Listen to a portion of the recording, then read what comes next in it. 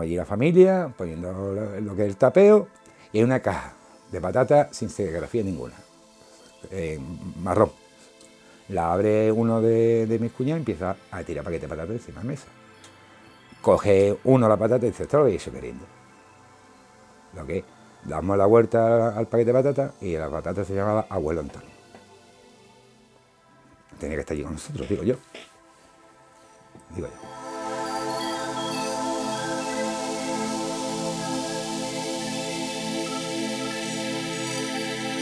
Si existe una época bonita, enigmática, misteriosa, para disfrutar de esta obra que tengo aquí, sin lugar a dudas son estos días, ¿verdad?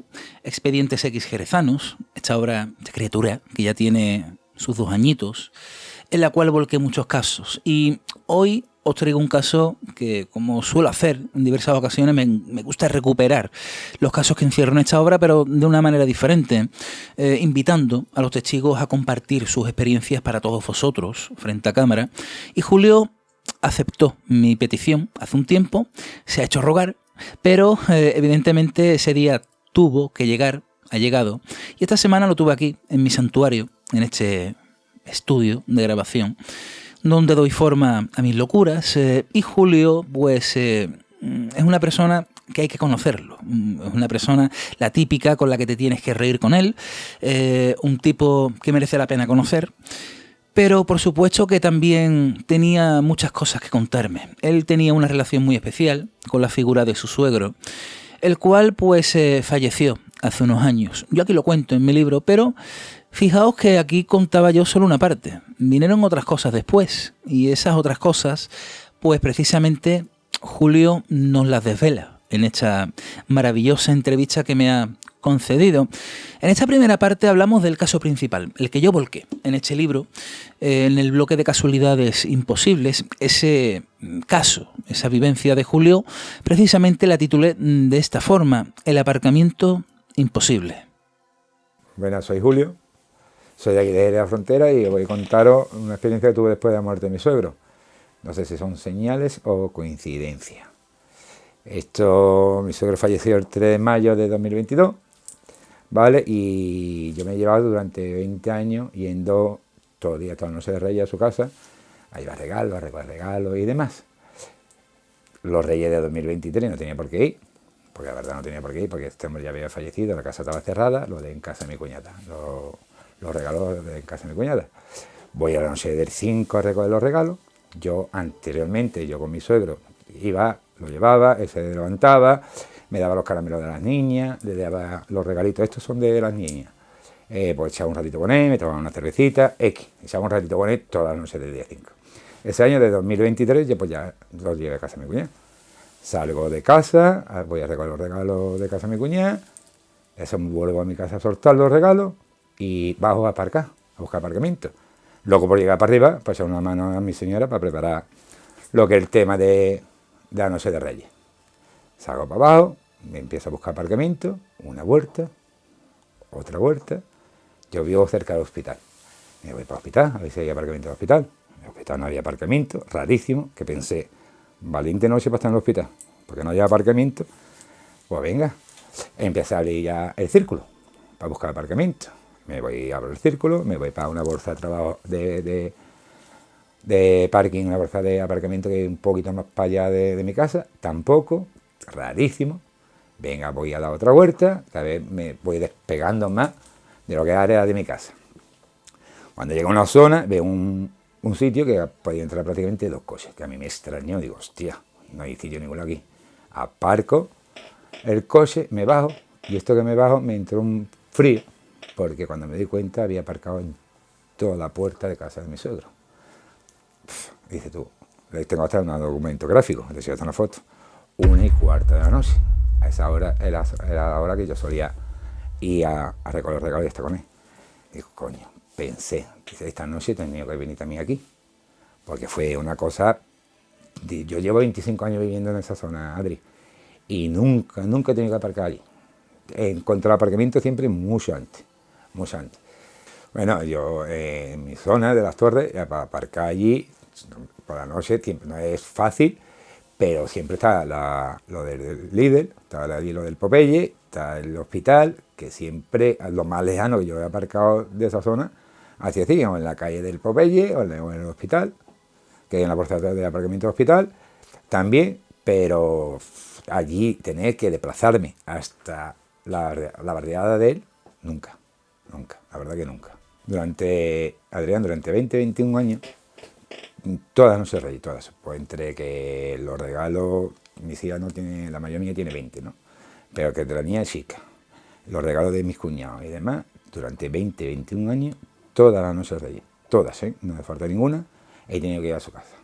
Y el año que faltó, el primer año que faltó, ya a raíz de ahí no me ocurrió más, pero el primer año que faltó él, tuve que ir a su casa. Aparqué en todas las puertas. Que lo que a mí me chocó viendo que, te vuelvo a repetir, que llevo 25 años viviendo en esa zona, en la zona de las Torres, y yo no he tenido por qué desplazarme tanto sitio para aparcar, para encontrar aparcamiento. Y lo encontré en la puerta de su casa. 1:15 de la mañana. Y como si el espíritu, el alma de su suegro, le estuviera guardando ese sitio, ¿verdad? Como si esa noche de Reyes, del día 5, se tuvieran que ver, se tuvieran que volver a ver. Sí, o sí, durante más de 20 años, esa costumbre que tenía Julio de ir a casa de su suegro, de echar una copa con él, de recoger algunas cositas, pues se rompió de golpe, ¿no? Y ese día, esa noche de Reyes, pues no encontraba aparcamiento en su zona habitual, ni en el radio donde solía aparcar, y digamos que el destino aquella noche lo llevó a ese lugar. Aparcó, el único sitio donde encontró aparcamiento, y cuando se baja, esa mirada, ¿no? Y ese escalofrío que recorrió su cuerpo, cuando cayó en la cuenta de que había aparcado precisamente en la puerta de la que era la casa de su suegro. Pero ocurrió algo días antes que a mí me sorprendió enormemente, y es un dato que yo no conocía. Tal vez el testigo en aquel tiempo, pues, le prestó más atención a esto que le ocurrió a él más directamente, se focalizaba en él. Y lo que nos va a contar a continuación tiene que ver con unos paquetes de patatas. Sí. Aunque parezca algo absurdo, pero las señales parecían estar muy presentes después de la muerte de ese hombre que se llamaba Antonio, el suegro de nuestro protagonista. Y fijaos lo que nos va a contar. Cuántas posibilidades, cuántas casualidades se pueden dar para que ocurra lo que él nos va a contar a continuación. Esto ocurrió en la noche de Reyes, ¿no? Pero día anterior, en Navidades, decidimos, ocurrió otra cosa. La familia tenemos un local. Nos montamos nosotros el 24, 25, 31 y 1. Nos solemos montar todos los años. Ese año decidimos no montarnos. No por el motivo de fallecimiento de mi suegro. Decidimos no montarnos. Los nietos, los sobrinos, dijeron, y yo, a montarnos, compramos cualquier cosa, improvisado, una tapita, unas patatas fritas, X. Y nos montamos, que él hubiese querido. Pues vale, vamos a hacerlo, lo improvisamos. Eso se decidió el 23. Por el 25, el 24 no, pero el 25 al mediodía sí nos montamos. Estamos allí la familia, poniendo lo que es el tapeo, y hay una caja de patatas sin serigrafía ninguna, marrón. La abre uno de mis cuñados y empieza a tirar paquetes de patatas encima de la mesa. Coge uno la patata y dice, esto lo que he hecho queriendo. Lo que damos la vuelta al paquete de patatas, y la patata se llamaba Abuelo Antonio. Tenía que estar allí con nosotros, digo yo. El que compró la patata jura y perjura que la compró creyendo que era cortida de oliva, porque con esa misma patata la vendía en la cafetería, la que sobrase. Que no se os queriendo y que no estaba la patata. Cada patata la vi yo allí. Y te vuelvo a repetir que no había serigrafía ninguna. Es una patata, una caja anónima, cerrada. Y cuando, no sé si fue Isma, no sé quién fue, cuando le dio la vuelta, tenía que estar ya Abuelo Antonio. Y cuando comenzaron a sacar esos paquetes de patatas, el abuelo Antonio. Os puedo asegurar de que la marca de patatas El Abuelo Antonio a mí no me paga un duro. No me paga un duro, pero vamos a ver una imagen precisamente de esa marca que existe, que es real y que, bueno, ya le estamos dando un poco de publicidad, pero evidentemente, oye, para que se den esas circunstancias, ¿no? Una caja anónima completamente, sin serigrafía, como él nos comenta, una caja marrón, que cuando la abren, no le echan cuenta, empiezan a repartir los paquetes de patatas en esa reunión improvisada familiar navideña, y cuando miran la marca, el abuelo Antonio.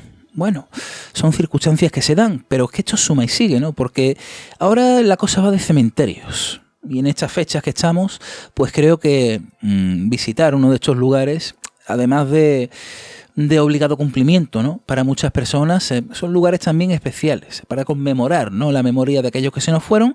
Pero la siguiente anécdota que nos va a contar, vivida por una tercera persona, también de su núcleo familiar, tiene mucho que ver con los camposantos. Mi suegro es un tío conudo, o sea, un tío que todo el mundo que lo rozaba lo ha querido. Y el núcleo familiar era alrededor de él. Los nietos lo idolatraban, los yernos, las nueras, todo el mundo, ¿no? Y era mucho de sus nietos.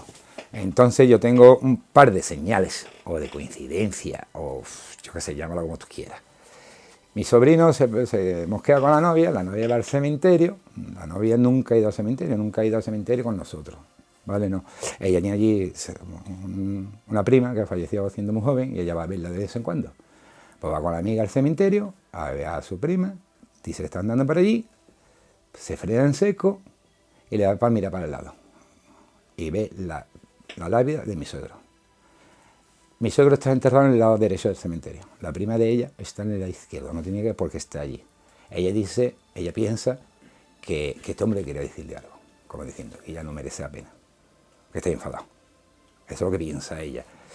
Ella me lo contó hace cuestión de 3 semanas o 2 semanas, y la verdad dice, yo me quedé helada, Julio, porque todo esto que tú empiezas a andar sin sentido, por el cementerio, y te para, y ves tú, dices, habla lápida, que coincida, que tú vas a buscar a alguien en concreto, no lo encuentras, coño, y tú vayas andando por allí, por un sitio, hablando, ensimismada, hablando con tu amiga de tus historias, y frene, y te dé por mirar para un lado, y veas la lápida de ese hombre. Yo sé, alguna señal, algo con una coincidencia, algo gordo tiene que haber, y no sé si el subconsciente de nosotros, quiere que siga habiendo cosas, que no se vaya nunca, o es que algo tiene que haber por huevo, algo tiene que haber, porque no es una ni dos, son varias señales. Y sin tener que estar en ese lugar o en esa zona del cementerio, la chica, después de disgustarse con su novio, que era sobrino de Julio, pues al voltear la mirada, se para en seco, observa la lápida de ese hombre, de Antonio. Fijaos si hay lápidas en el cementerio de Jerez. Fijaos si hay tumbas. Fijaos si hay calles. Se paró allí, sin saber por qué, porque iba a visitar la tumba de una prima que murió recientemente y no estaba ni en el lugar correcto. Estaba allí, hablando con otra amiga, seguramente contándole sus problemas, y la interpretación que hace Julio, ¿no? Que fue como un aviso, ¿no? Del abuelo Antonio. Oye, que no merece la pena que estéis así, que tenéis que llevaros bien y que la vida sigue. Qué curioso, ¿verdad? Pero nos cuenta a continuación otro caso que esto sí que me llamó la atención poderosamente. Una familiar de Julio pues tuvo que desplazarse a otra ciudad andaluza para cumplir con un trabajo que le había salido allí. Y no os cuento más porque tiene que ver con la letra de un famoso villancico. Hay otra señal, otra coincidencia. Mi sobrina está en Granada, vive allí con su pareja, y ella se entregó un currículum para un puesto que había de media jornada, que a ella le interesaba, pero era necesario tener el carnet de conducir. Ella actualmente lo tiene, aquello entonces no lo tenía. Entonces se presenta por presentarse. Vale, no, voy a probar suerte, pero sé que no me va a coger por tema, es prescindible tener el carnet de conducir, en una asociación de gente discapacitada y demás. Vale, se presenta, al día siguiente va y le dice que sí, que había pensado en ella, y dice que había pensado en ella, que está contratada. Bueno, se monta en el coche con uno de los chavales que ella trata. Ese chaval, por lo visto, no tiene lenguaje corporal ni lenguaje verbal. Eso no tiene una discapacidad mental grande, supongo yo. y no tiene lenguaje. Está en el coche y de buena primera tararea la tarara. La tarara es un villancico que tararaba mi suegro todos los años, en Navidades. Y lo fuerte de esto, ella dice que el abuelo que me hace una mano. Lo fuerte de esto que también fue el día de su cumpleaños, 14 de marzo, el día que mi cumpleaños, el día que mi suegro cumplía años. El día que mi suegro cumplía años. Entonces eso en la familia fue un boom. Todo cuando se mandó el audio a la tía, me mandó un audio de WhatsApp contándoselo a la tía flipó, la madre, ¿esto qué es? Por eso te vuelvo a comentar lo de la casualidad y las señales, que no es una ni dos, ha habido varias. Mi cuñada tenía otra, el otro tenía otra, y yo estas 4 las he vivido en primera persona, 2 he vivido en primera persona, y las otras 2 me la contado a mí de primera mano, ¿sabes? Y dices tú, ¿qué hay? ¿Qué hay? Y esa persona que por avatares de la vida no podía casi gesticular, que tenía serios problemas de comunicación, comienza a entonar la tarara. La tarara sí, la tarara no. Lo recordáis, ¿no? Ese villancico es muy conocido.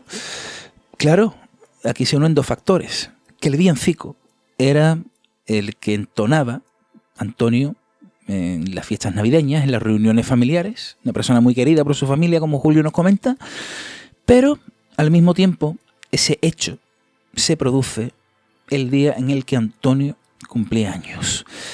¿Son casualidades? No lo sabemos, pero vaya casualidades, y ante esto, la pregunta de rigor, ¿no? La pregunta de rigor que tenía que hacerle a Julio y que le hago siempre a todos los invitados. Si crees que hay vida después de la muerte, nos quedamos con su reflexión y con el final de su entrevista. Una entrevista que me ha conmovido, en cierta forma, porque en la mirada del testigo, de Julio y de otros tantos, pero que se nota esa emoción, porque ese palpar casi ese otro lado con acontecimientos es algo que te llega muy adentro. Vamos a quedarnos con su reflexión. Que si hay vida después de la muerte, algo tiene que haber, porque no es un caso ni 2, son muchos casos. O sea, tú escuchas a uno, escuchas a otro, escuchas lo que tú ves, nos convertimos en energía, pasamos a otro paralelo, nos quedamos en un limbo, pero algo tiene que haber, Guillo. Algo tiene que haber porque yo lo he vivido, a mí me ha ocurrido. Y a mi sobrina le ha ocurrido, al otro. Entonces, algo que si hay vida después de la muerte. Aquí se acabó todo, es muy injusto que aquí se acabara todo. Algo tiene que haber.